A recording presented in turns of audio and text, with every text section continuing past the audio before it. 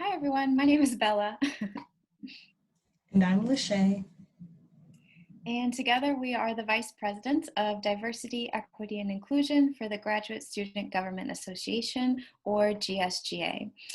In that role, we serve as point people for celebrations, issues, and initiatives relating to diversity, equity, and inclusion. All semester long, we've been partnering with the Office of Spiritual and Religious Life to host lunch and learn events celebrating holidays across diverse faiths. Today, we're thrilled to introduce Professor of Middle Eastern and South Asian Studies, Harshita Kamath, Cultural Chair of the Emory Indian Cultural Association, Tanu, Pendharkar, and Dean of Religious Life, the Reverend McGonigle. Today, they will be discussing their personal sentiments and experiences with the upcoming Indian Festival of Lights, Diwali.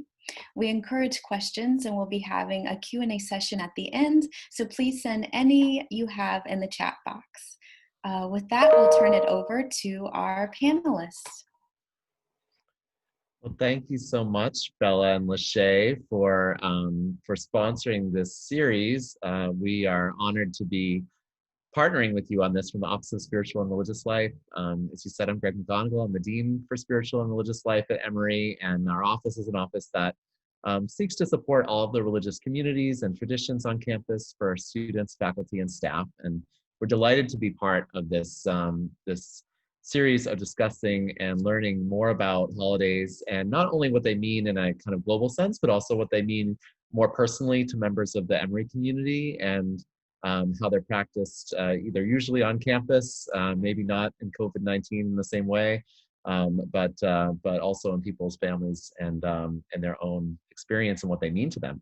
And so we're delighted to have two colleagues, a student and faculty member here today to speak with us a little bit more. And I might ask Professor Kamath if you would be willing to begin and share a little bit about the history of Diwali and some of the significance of it.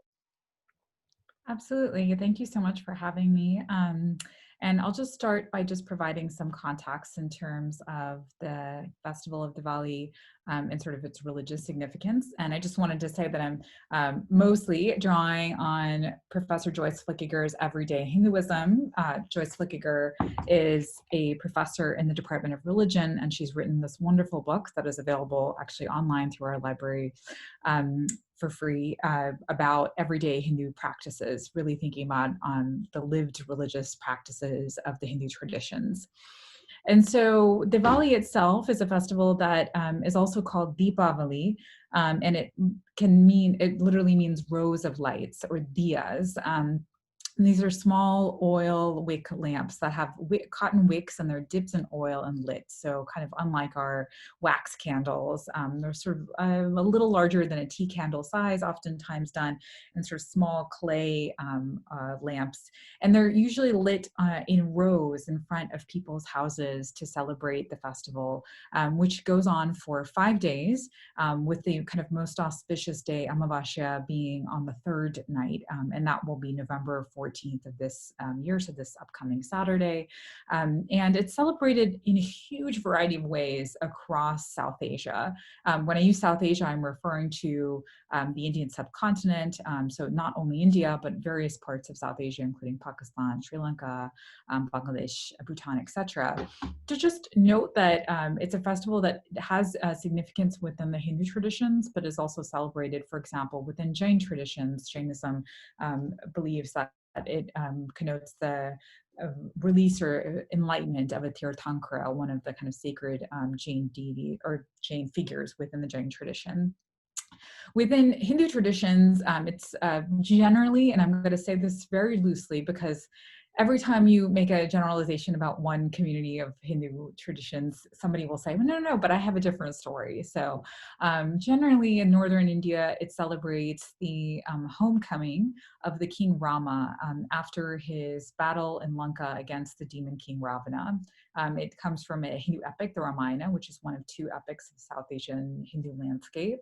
And the Ramayana it's an epic in the sense of kind of Homer's Iliad, Odyssey kind of epic styles, where there's a, fighting within the family, battles around kingship, and a fighting with a demon king. And so when Rama, the kind of hero of this epic, comes home, it's said that the citizens of Ayodhya, the city that he's coming home to, light the streets, and he comes home on this auspicious day.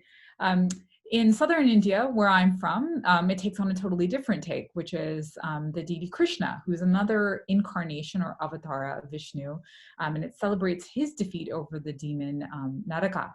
Or Narakasura. And I'm particularly interested in that story because I work on one of Krishna's wives, Satyabhama, and it's said that actually Krishna and Satyabhama together collectively defeat this demon king, which is kind of unusual. Women don't normally get up and draw bows and fight, but they do in the narratives that I'm familiar with. So I'll just say briefly that Diwali is celebrated in a variety of ways across South Asia, and it's in the lunar month of Kartik, which can land somewhere between October to November. So the Hindu calendar is very similar to the Jewish calendar in the extent that it's lunisolar calendar. So it's primarily lunar, but then adjusts for the solar year. And so that's why that you have Diwali on different days, depending upon what year it is. And that the other important thing is that it's celebrated with a variety of grandeur depending upon the communities. So certain communities might have a lot more celebrations in terms of lighting of oil lamps and lining their streets or houses. Some might, just depending on their availability to have access to oil, might just light one lamp. And they also have these Rangoli, which are ground rice flour designs that they do in front of their houses. And actually, if you're here a few weeks ago, we actually did that on the quad in conjunction with the Transcendent Deities exhibition that was at the Carlos Museum. And so I'll just conclude with just saying about how my family celebrates Diwali. We come from a Hindu community, and so it is something that we've done sort of annually. And it has, in an interesting way, taken on its own life in the American diaspora, primarily because it comes around the same time as other kind of celebrations that happen within Christian and Jewish holidays. And so we find that Diwali, although within the South Asian landscape, there are many festivals. This is the kind of culmination of festival season. There's the 9 nights of the goddess, Navaratri, and then Diwali. So this is oftentimes the weeks that people are off of school in India. It's not Christmas holidays. This is our festival season. And so my family, I grew up in Georgia, and my father would generally drive to South Carolina to get fireworks, which he still does, and then sets off small scale fireworks. My children are slightly afraid of them. So the most they can sort of manage are the little sparklers that they hold in their hands. It's a totally different in South Asia, particularly in India, where you might be kept up all night with fireworks, but that is, as I'm sure Tanu will also mention, becoming increasingly decreased in terms of the frequency because of the kind of pollution that fireworks cause. But it's certainly a joyous celebration. It's one that people gather together, they clean their homes, and they welcome the goddess Lakshmi, the goddess of auspiciousness, into their homes to celebrate the festival, which is what happens on the third night, which is the kind of culmination day, which is on Saturday, the November 14th. So I'll turn it over to Tanu to hear about your thoughts. Yeah, thank you, Dr. Kamath. And I think you did a great job of just encompassing everything, what the festival is about and where the origins came from. So a couple of things I wanted to add to the origins was that we also, as you mentioned, we have a couple of weeks, maybe they're not off, but it's definitely a couple of weeks of the festive season. And there is one day called the Shera, which ties into the rest of the Diwali celebrations, which is when the demon king Ravan, like you mentioned, he has an incarnation of 10 heads. So it's a really fun day where there's an effigy that's created. It's probably life size, sometimes larger than life, and it's burned. It's burned at night to sort of say that this is when Ram defeated Ravan. And then a lot of local communities, especially in North India. So I live in Delhi right now. I'm an international student, and I'm doing this semester online from New Delhi. But as I was growing up also, these were the traditions that we went through. So it's something called Ram Leela. And on the day of Dashera, it's just, it's a fair pretty much. And there'll be stalls and toys for the kids. And there's a huge production of how the whole epic Ramayana in Hindu mythology, and it culminates with the burning of the effigy. So that's one thing I wanted to add, which is super fun from when I was a kid. Um, Also, you mentioned Lakshmi, the goddess of prosperity, and we also remember her as the goddess of knowledge. And on the third night, which is Lakshmi Puja, we also, so I'll just like maybe walk you through what my experience of Diwali day is. Like you mentioned, Narka, who is the asur, who is the demon from South India. I'm Maharashtrian, so we're kind of in the middle of North and South India.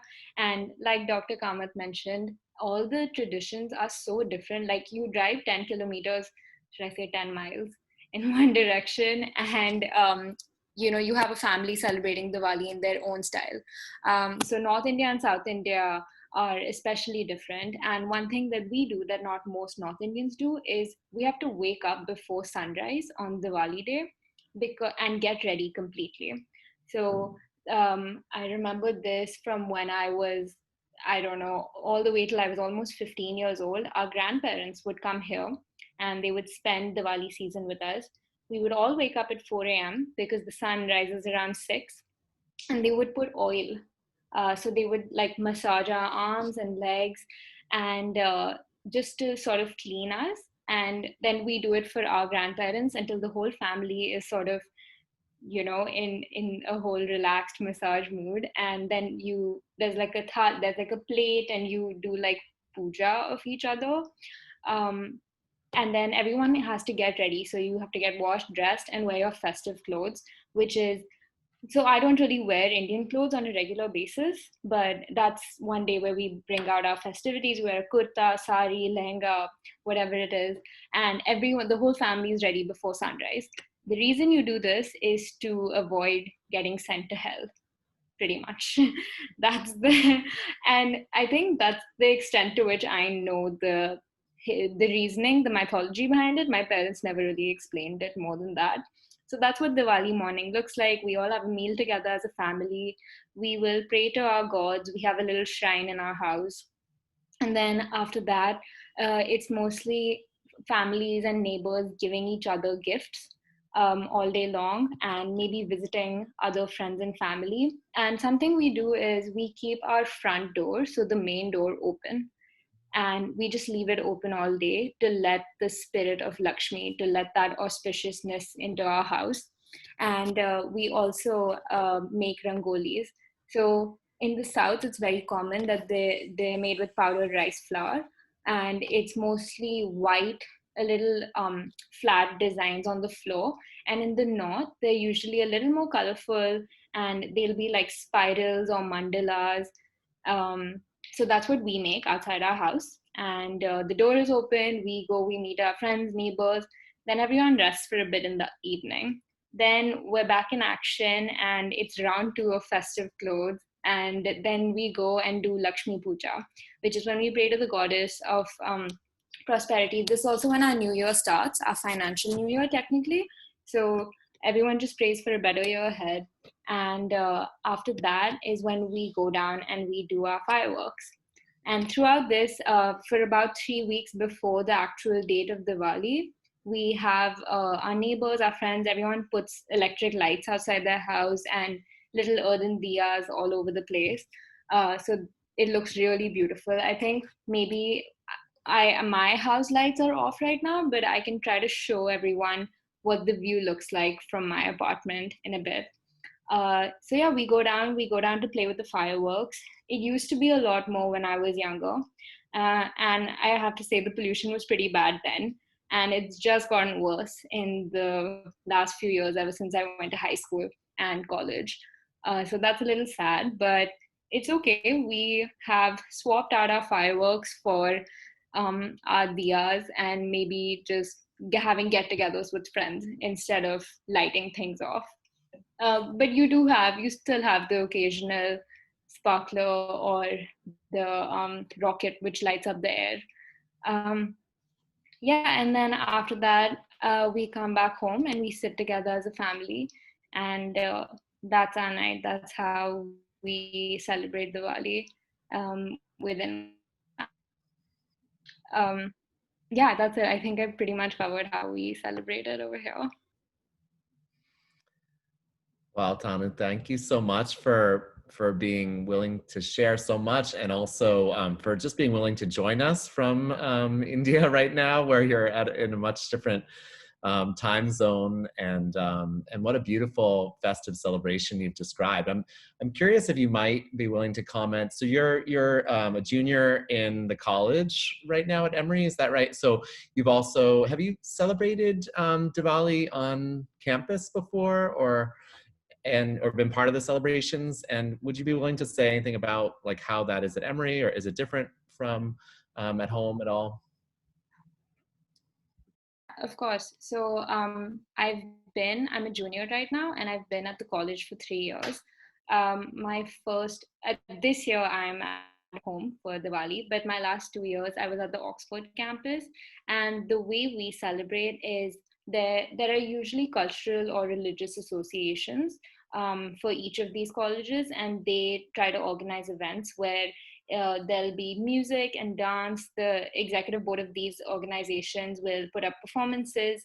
They will maybe, and that's what I kind of love about the Emory community. You won't just see South Asians over there, you'll see people of all ethnicities and religious beliefs who come together to celebrate and learn more about the culture.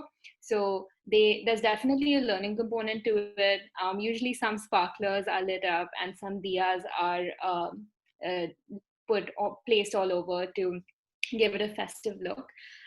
In my past year was in fact on the Atlanta campus, which the Indian Cultural Association, I'm one of the cultural chairs this year, but the previous year they organized, this is their yearly Diwali reception, and they do it at the, I'm forgetting, the Omni Hotel, which is the one next to the CNN Center.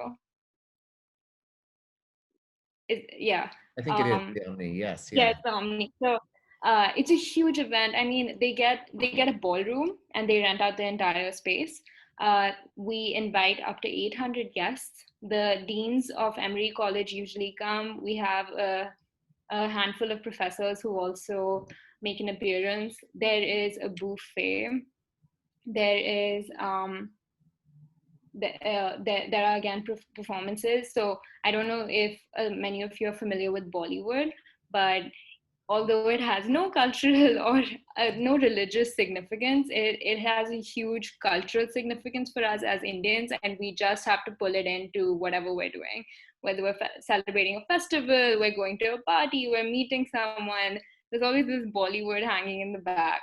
So there are dances, and we have an a cappella team, a South Asian a cappella team. They perform and they sing some lovely songs.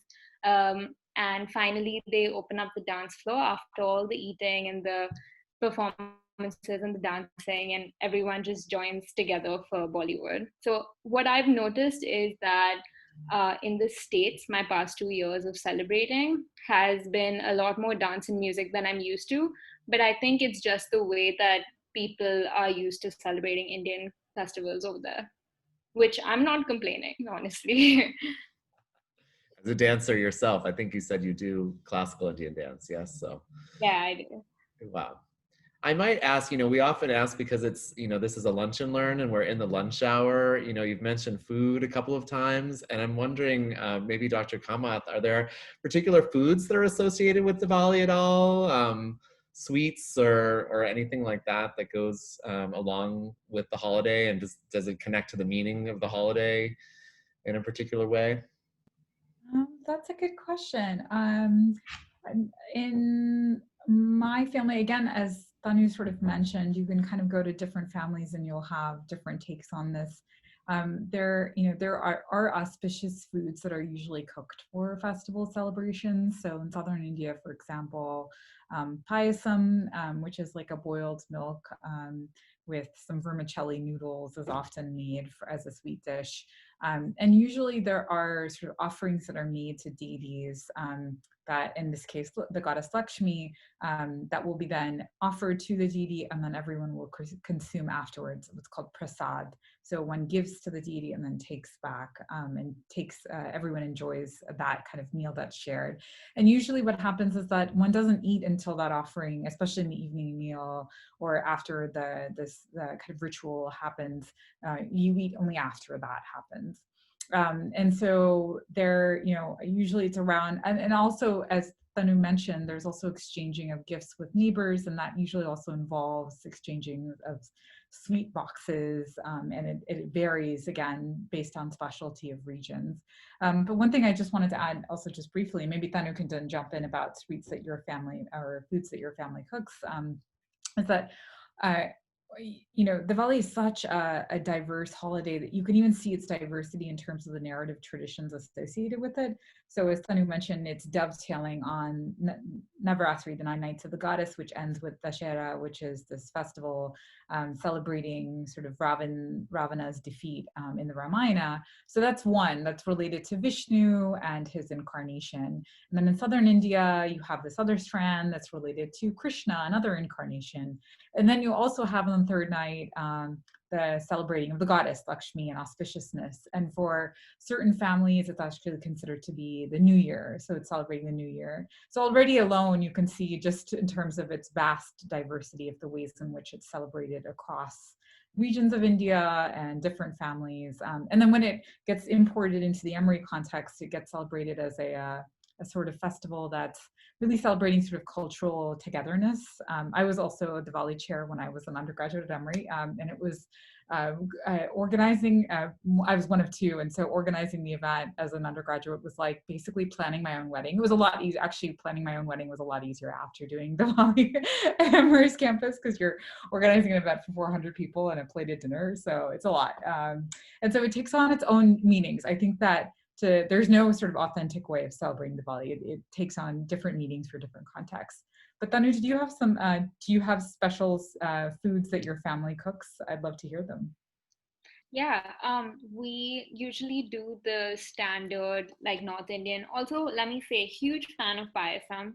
Love it. I love all South Indian food. Stayed there for a couple of years when I was growing up. But the foods that my family makes are mostly Maharashtrian and North Indian. So we have the Boondi Ladoos, which are, I want to say chickpea. Am I right? Like it's like fried chickpea. It's sweet, and they're little like doughy balls, if that makes sense. And there's, I'm trying to. Oh, sorry, go ahead. I was just going to say the one thing about sweets for festivals is that they're often round, and that's considered to be full and auspicious just in their shape too. Yeah, and those are called ladoos. So you can have a ladoo made out of like 10 different things, out of coconut, out of chickpea, out of jalebi. I mean, like literally just sugar. Indians can make sweets out of anything. So those are one thing that we make at home. We have the Boondi Ladoos. We don't just do sweets. We also have a lot of savory snacks. And one of those will be homemade matri. So it's like flat. I'm sorry, I'm like struggling describing these. I've never really had to describe them, if that makes sense. Because the names are just relevant in our context and everyone I say them to understand. So I think these are more like flat, again, chickpea, deep fried, sort of savory, salty. It's called namkeen. And we have those. We eat maybe 5 times a day on Diwali. So there'll be the morning tea coffee, there'll be the breakfast, the post-breakfast sweet, the lunch, the post-lunch sweet, another chai coffee break around 4 or 5 p.m. Maybe some more prasad, like Dr. Kamath said, which is the sweet. We offer it to the god, and then once it's been blessed, then it gets passed around to everyone. And then finally there'll be a dinner, and then there'll be a post-dinner sweet. it's a lot. So so we have a nice mix of sweet and savory snacks. Also, something I did want to mention that's unrelated. So the Indian Cultural Association, if anyone's on campus right now, will be having a small Diwali celebration on Saturday, which is the day of actual Diwali on campus. So in Asbury Circle, we'll be handing out sparklers and sweets maybe, and also members of our organization will be there to celebrate, educate, just share the festival if anyone's interested. That's so fantastic. Thank you. And thank you for mentioning that. I might just ask as a last question, we're sort of coming to the end of our time, but you know, probably many people who are watching this video or participating are maybe not Hindu and, you know, may not celebrate Diwali. So is there anything that people should know, you know, in coming to a Diwali celebration? I mean, I think even in the ways that you described it, first of all, number one, I'm very hungry after hearing about all the sweets and the savory snacks. But I think the fact that there are many stories that that it can represent, many different traditions, I think says maybe something about Hinduism itself. But I don't know, is there anything that people could know or you know could better support the Hindu community in celebrating Diwali by knowing? Yeah, thank you. That's a wonderful question. I think the best way to come to support the Hindu community or celebrate with them is just go empty stomach so you can fill up on all the delicious sweets and snacks, and go in a mood to spread joy and celebrate. I think the whole point of Diwali is coming together as a community, and it doesn't matter the way in which you celebrate it. That's just how traditions are created and passed down. So the best way to go would be keep an open mind, be ready to learn something, be ready to enjoy yourself. And that's it. That's all. I know that Diwali sometimes doesn't even have a religious context for a lot of Indians. It's become such a huge part of our culture now that it doesn't matter if you're Hindu, Sikh, Muslim, Christian. All Indians all over the country, all South Asians celebrate this day. So you don't have to have any religious connections. You don't have to know a lot about it to come and celebrate and support and learn. That's great. Yeah, Dr. and Kamath? yeah, I would absolutely agree. That's exactly what I was going to say, is that I think that, you know, I take students, I teach a first year seminar in Hindu gods and goddesses, and we go to the Hindu Temple of Atlanta. And one of the things I tell students right at the beginning is, you know, oftentimes Hindu communities, when they offer things, are offering out of hospitality. And for certain traditions, when you accept things, that can feel like that is a statement of religious expression, but it's definitely not for Hindu communities. I think Diwali is a great example of that, right? It's such a diverse festival that you have various communities across religious traditions celebrating it, and one can celebrate it and just celebrate as a cultural festival, as we do on campus. One can celebrate as a religious festival, and so one does it.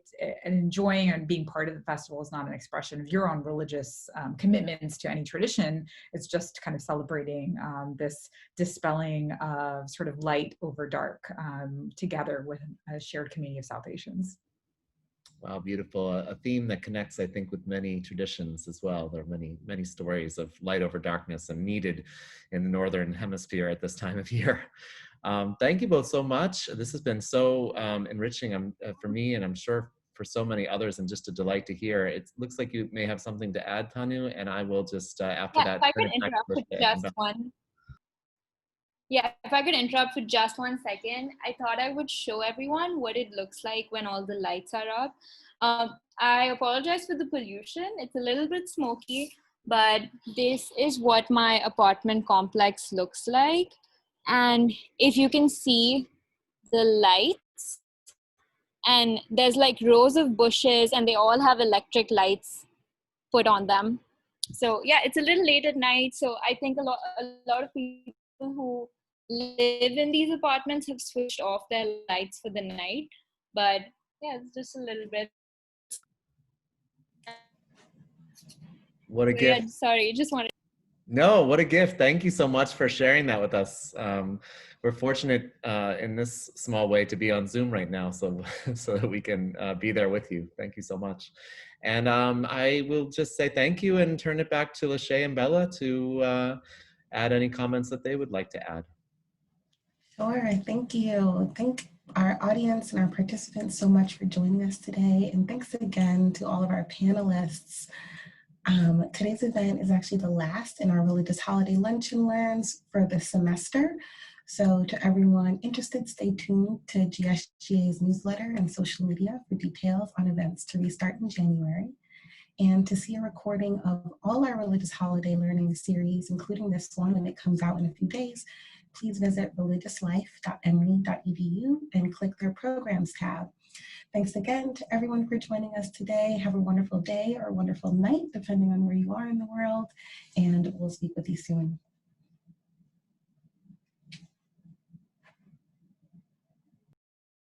Thank you.